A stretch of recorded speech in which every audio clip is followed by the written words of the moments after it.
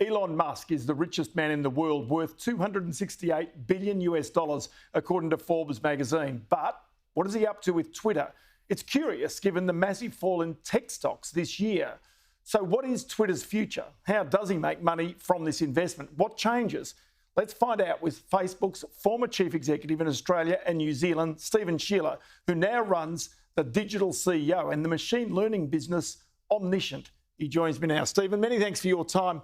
So you sit there and look at Twitter and you look at it, perhaps it's been overtaken as an ad revenue generating business by Google and by Facebook. Many people would say it's the poor cousin of those two businesses. Is that a good way to explain it?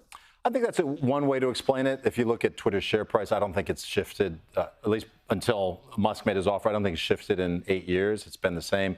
You look at Facebook, Google, others, they've taken off. Facebook, Google, others have billions of people on their platforms, YouTube, Instagram, even TikTok.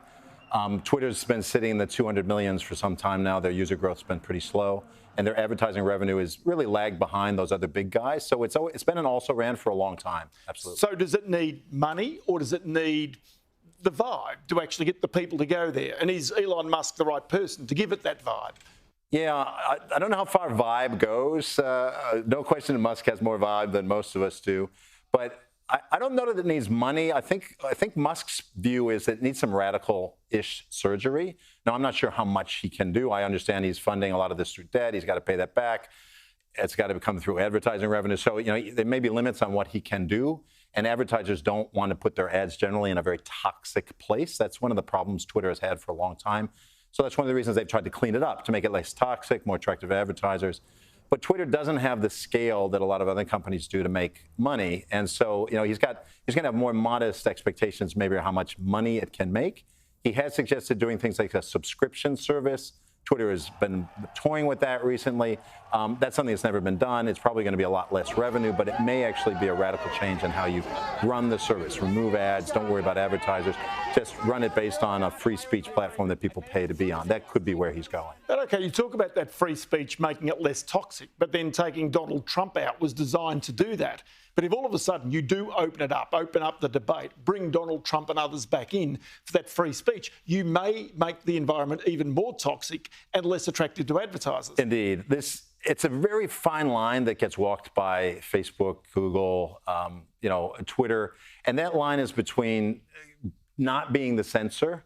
Trust me, these companies actually don't want to be the censor. They don't want to be moderating content. They would prefer not to. But they realize that they have to for a couple of reasons. One is to keep their environments relatively safe and where people can want to spend time and where advertisers can want to spend dollars. So they have to do it for that reason.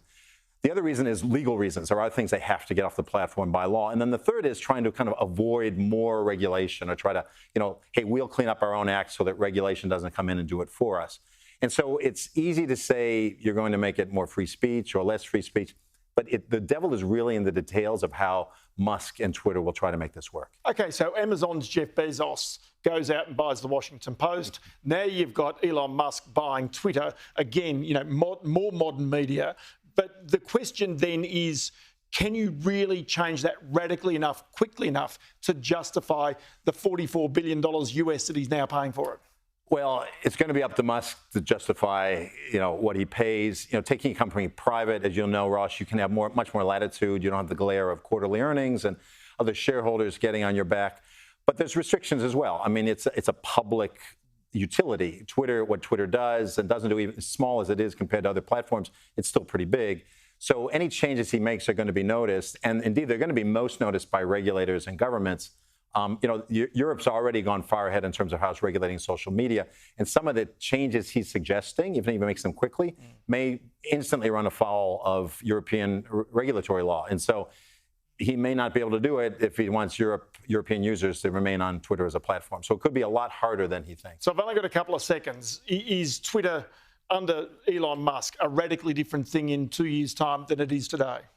I think there'll be a lot of, if I had to predict, I think there'll be a lot of noise and sort of, storm that Elon Musk will bring to it. Maybe it'll be a plaything for him for a while. But I think eventually, my guess is he'll exit Twitter probably for around the same amount of money he put in, maybe a little less.